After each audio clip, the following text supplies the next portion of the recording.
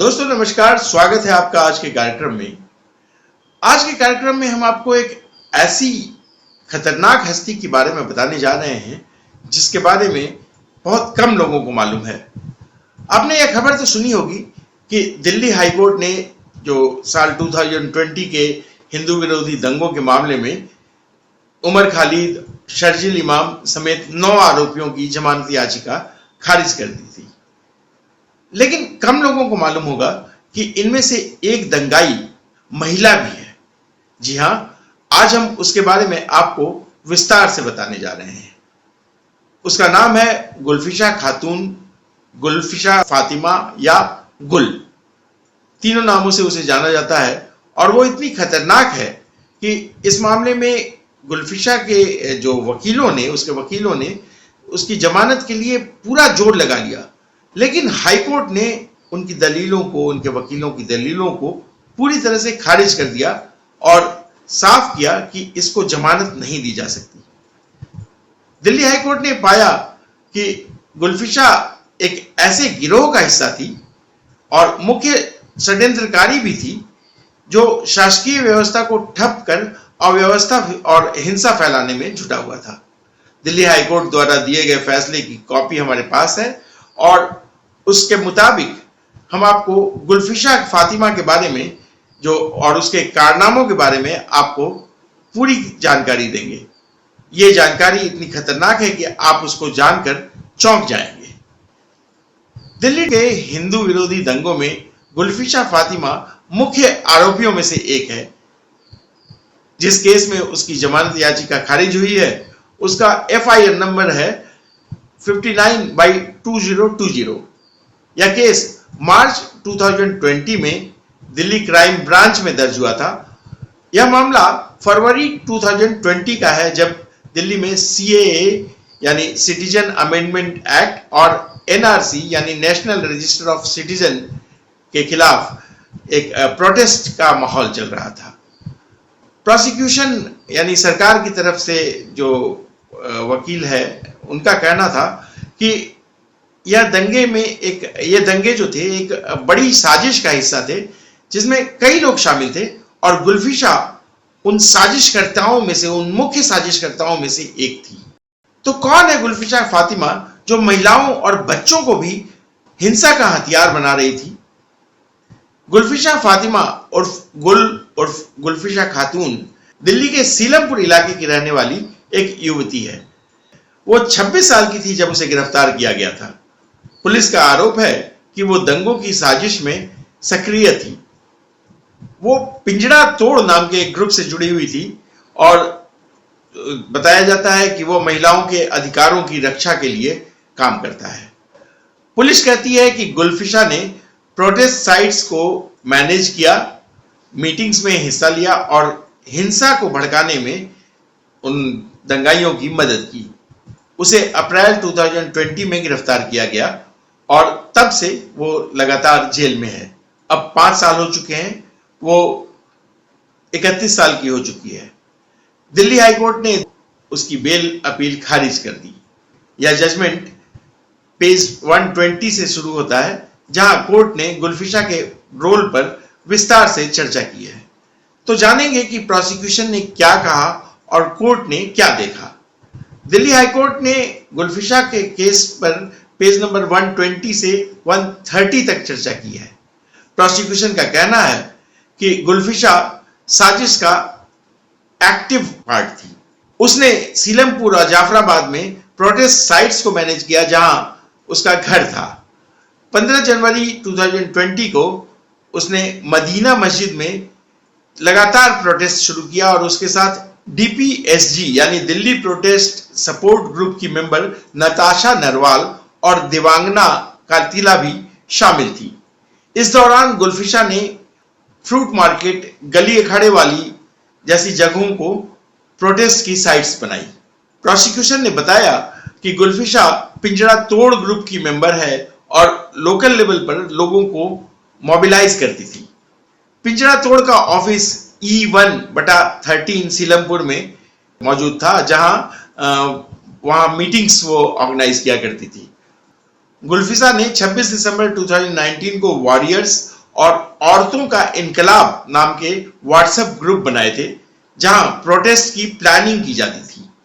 23 जनवरी 2020 को पिंजरा तोड़ ऑफिस में एक मीटिंग हुई जहां उमर खालिद ने उन्हें लाल मिर्च का पाउडर और एसिड की बोतलें, डंडे और कुछ हथियार, ईंट पत्थर आदि जमा करने के आदेश दिए। गुलफिशा ने उन्हें उस आदेशों को पूरी तरह से अंजाम दिया। 16 और 17 फरवरी 2020 को चांदबाग में एक और मीटिंग हुई। यहां गुलफिशा, अदर खान, शादाब अहमद, नताशा देवांगना और दूसरे के साथ शामिल थी। प्रोसिक्यूशन ने कोर्ट को बताया कि यहां चक्का जाम का प्लान बना और अमेरिकी प्रेसिडेंट के विजिट के दौरान, उस समय यही डोनाल्ड ट्रंप ही अमेरिका के प्रेसिडेंट थे, वो भारत आए हुए थे, और उनकी विजिट के दौरान दंगा फैलाने की साजिश रची गई थी। जैसा कि आप लोगों को मालूम होगा कि उस समय जो दंगा फैलाने का जो मकसद था कि भारत को एक अशांत देश घोषित कर दिया जाए ताकि अमेरिकी जो उद्योगपति भारत में निवेश न कर सके। गुलफिशा ने कोड वर्ड्स का इस्तेमाल किया और जैसे उसमें उनका एक कोड वर्ड था, आज ईद है मतलब ब्लॉक करो, आज चांद रात है मतलब ब्लॉकेज का दिन है। इस मामले में गवाहों की पहचान जो है वो गुप्त रखी गई है, तो गवाहों को अल्फा, बीटा, चार्ली, ब्रावो इस तरह के नाम दिए गए हैं। तो इनमें से एक गवाह जो ब्रावो ने कोर्ट में बताया था कि मीटिंग में हिंसा भड़काने के तरीके पर चर्चा हुई और गुलफिशा ने इसमें एक्टिव रोल निभाया था। कोर्ट ने इन बयानों को प्राइमा फेसी तौर पर सही पाया। प्रोसिक्यूशन ने कहा कि गुलफिशा ने स्पीच दी और स्पीकर्स चुने। 22 फरवरी 2020 को जाफराबाद मेट्रो स्टेशन के नीचे रोड ब्लॉक किया गया और महिलाओं को पुलिस पर हमला करने के लिए उकसाया गया, जिसके लिए FIR 48/2020 भी दर्ज हुई थी। 23 फरवरी को 300 महिलाओं को मोबिलाइज किया इस गुलफिशा ने और उन्हें लाल मिर्च पाउडर, डंडे और पत्थर सौंपे गए और उनके जरिए उन्हें कहा गया कि पुलिस पर इन सब चीजों से वो हमला करें। साथ ही ताहिर हुसैन से दंगों के लिए फंड भी लिया गया, जिसमें गुलफिशा एक एक्टिव रोल प्ले कर रही थी।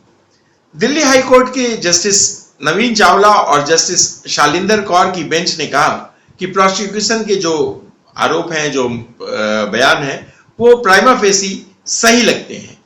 कोर्ट ने गवाहों के बयानों beta, gamma, argon, Jupiter, echo, Smith, bravo, Jovi, helium, ये तमाम ये नाम हैं गवाहों के, जो उन गवाहों के बयानों पर को देखा और पाया कि गुलफिशा के रोल जो है उसके बाद वो पूरी तरह से प्रूफ होते हैं। कोर्ट ने कहा, हमने साजिश पर पहले भी चर्चा की है।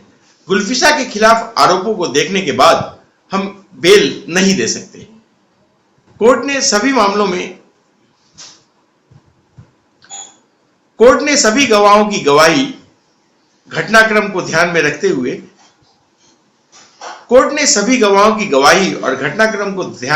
हुए ट्रायल कोर्ट के फैसले को बरकरार रखा। इस साजिश में पैसों का भी अहम रोल था। कोर्ट के मुताबिक गुलफिशा ने ताहिर हुसैन से फंड्स लिए जो दंगों में इस्तेमाल किए गए। गवाह सैटन ने कहा कि ताहिर हुसैन सीलमपुर प्रोटेस्ट साइट पर आया और गुलफिशा को नोटों का bundle थमाया।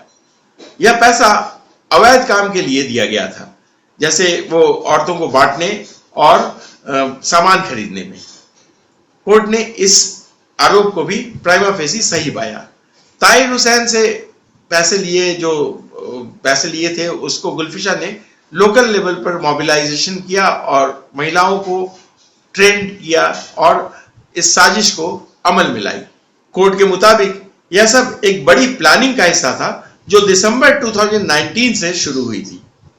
MSJ, DPSG, JCC, JACT, SOJ जैसे ग्रुप्स बनाए गए थे जो लगातार 24 घंटे प्रोटेस्ट के लिए सेटअप किए गए थे। इन सब की लोकल मैनेजर गुलफिशा थी।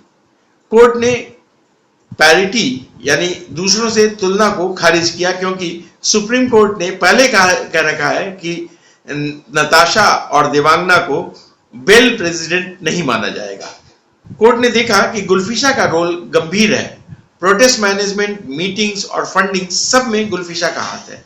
कोर्ट ने गुलफिशा पर यूएपीए की सेक्शन 43D(5) का बाड़ लगाया। यहां दिल्ली हाई कोर्ट ने ट्रायल कोर्ट के फैसले को सही माना और जमानत याचिका खारिज कर दी। गौरतलब है कि दिल्ली में फरवरी 2020 में हिंदू विरोधी दंगे भड़के थे और उसमें 54 लोगों की मौत हुई थी। उसमें से अधिकतर हिंदू थे। कोर्ट के मुताबिक सीएए और एनआरसी के खिलाफ जो प्रोटेस्ट के नाम पर एक बड़ी साजिश चल रही थी, यह दंगे उसी का नतीजा थे। इस साजिश के मुख्य किरदारों में उमर खालिद, शर्जिल इमाम के साथ गुलफिशा फातिमा भी थी, जिसे कोर्ट ने गुलफिशा खातून के नाम से भी लिखा है। ट्रायल कोर्ट ने उसकी जमानत खारिज कर दी थी और हाई कोर्ट ने भी 2 सितंबर 2025 को उसकी अपील को ठुकरा दिया। तो यह था गुलफिशा का संक्षिप्त परिचय। आपको इस दंगे से जुड़े और जो आरोपी हैं और जो दंगाई हैं, उनके बारे में भी अगले एपिसोड्स में आपको बताऊंगा। आपका इस गुलफिशा के बारे में और इस पूरे साजिश के बारे में क्या कहना है, हमें कमेंट बॉक्स में जरूर बताइएगा। आज के वीडियो में इतना ही। अगले वीडियो में फिर किसी और मुद्दे के साथ आपके सामने उपस्थित होंगे। तब तक के लिए धन्यवाद, नमस्कार, जय श्री राम।